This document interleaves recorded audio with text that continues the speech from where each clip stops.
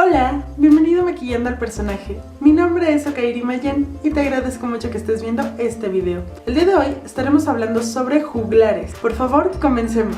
Los juglares eran artistas medievales ambulantes que se presentaban en plazas públicas, en cortes, en teatros, en ferias, con el fin de entretener a un público masivo. Entre más concurrencia, mejor.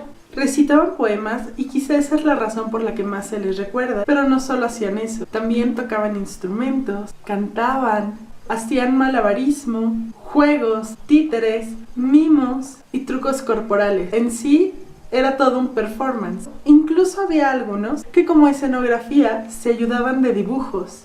Una de las razones por la que son más famosos es por su cultura errante, es decir, llevaban su espectáculo de pueblo en pueblo y eso lo convertía en una novedad. Y aquí cabe una aclaración, un juglar no es lo mismo que un trovador, se les relaciona ampliamente pero no es lo mismo. Quizá más adelante haga un video específicamente sobre trovadores, porque aunque había juglares que trabajaban para trovadores, su estatus social era visto de manera distinta. Existieron unos muy populares que eran intérpretes de cantos de gestas. Los cantos de gestas eran relatos épicos que narraban las aventuras de los héroes locales. Dichos héroes eran modelos a seguir que representaban los valores de la sociedad medieval. También se les podría llamar epopeyas. Y los más populares surgieron entre el siglo XI y el siglo XII.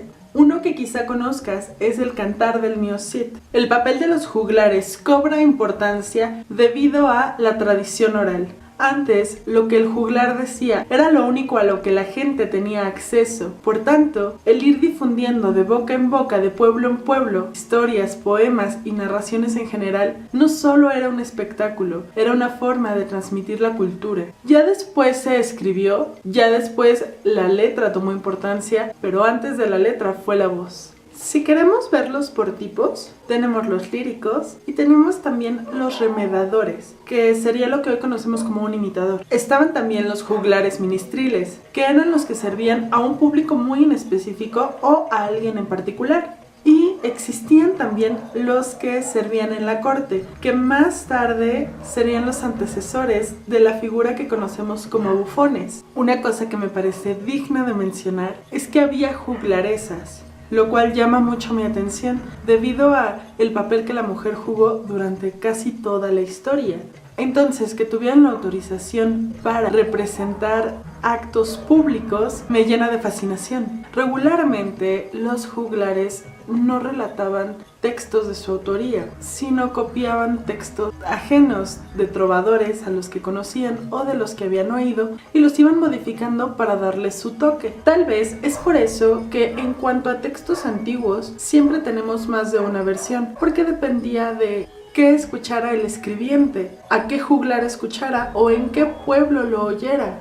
Ahora, la manera en la que se les pagaba podía ser con monedas o con comida. Incluso, a veces los contrataban para amenizar banquetes privados. Su genialidad crece porque quizá a su figura se deba la creación de nuevos personajes, como los saltimbanquis, los lanzadores de cuchillos o los acróbatas. Teorizamos entonces que es el juglar el origen de todas estas nuevas expresiones artísticas, todos artistas ambulantes, que viven del aplauso, que dan espectáculo donde sea, todos aquellos que hacen excentricidades muy pensadas con el objetivo de divertir o entretener, y hacer de eso su medio de vida. Pienso que podríamos verlos reflejados hoy en día en los teatros ambulantes o con los payasos. Aunque no dudo que la figura del juglar como tal ya esté extinta, en la actualidad aún los podemos ver. No como tal, pero existen. Me ha tocado ver en la Ciudad de México a declamadores. Desconozco si los poemas que recitan son de su autoría o no, pero te los interpretan.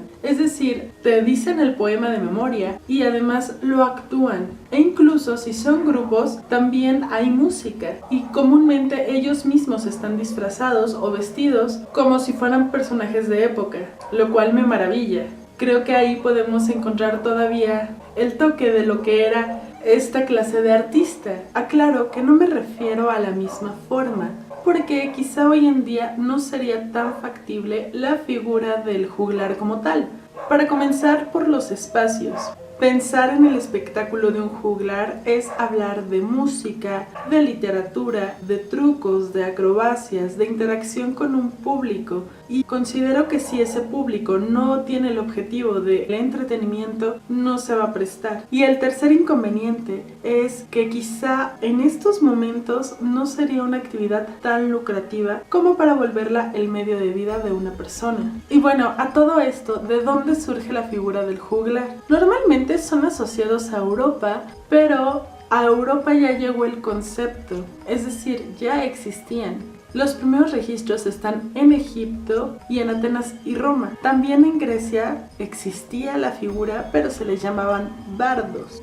En cuanto a la asociación con Roma, podría ser porque en los espectáculos se presentaban a artistas del Oriente para la diversión y el entretenimiento, aunque la precisión como tal de su llegada a Europa podría deberse al comercio, a un plan de mercadotecnia para que en los mercados al aire libre se agruparan personas que iban a hacer sus compras o a intercambiar productos del Oriente por productos locales y mantenerlas ahí viendo el espectáculo, y así quizá poder aumentar las ventas de los comerciantes. De hecho, este esquema de atracción para generar ventas lo seguimos viendo. Por ejemplo, en los supermercados que te dicen ven hoy porque hoy va a estar este cantante o este actor, o porque te vamos a regalar boletos para que vayas a esta función, etc. Sin embargo, pese a ser asociados con emociones positivas como la alegría, su vida no era sencilla. Eran vistos por su origen humilde, una de las diferencias con los trovadores, como vagabundos o como embaucadores. En relación a la antigua Roma, se les llamaba mimis o histriones, y su espectáculo era considerado indecente. Incluso hubo un tiempo en que fueron prohibidos en las abadías o en las tierras de los obispos por el Imperio Franco, obligándoles así a largos recorridos con el fin de encontrar un lugar donde sí pudieran presentarse y entonces trabajar. Puede ser que debido a esta discriminación se hayan visto obligados a formar asociaciones. Por ejemplo, no sé si haya sido la primera, pero sí la más famosa, la de 1331 en París. Por aquí te estaré dejando el nombre.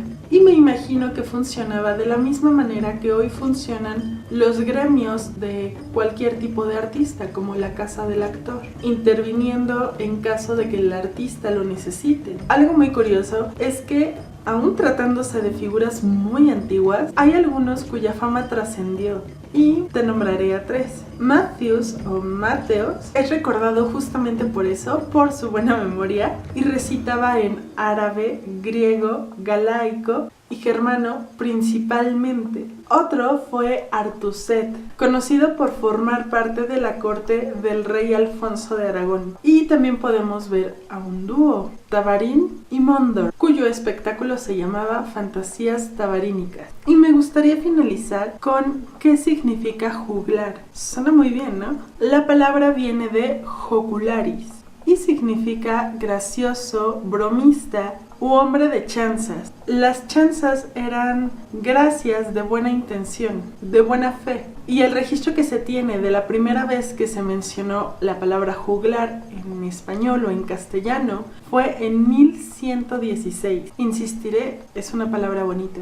Y bueno, creo que eso concluye este video. Espero que lo hayas disfrutado. Yo disfruté muchísimo hacerlo. Muchísimas gracias por tu tiempo y tu atención. Me encantaría que regreses el jueves porque tendré un nuevo video. Mi nombre es Okairi Mayen. Te estaré dejando por aquí mis redes sociales. En todas estoy como Okairi M. Si me estás viendo de día, ten un maravilloso día. Y si me estás viendo de noche, dulces y esponjaditos sueños. Bye.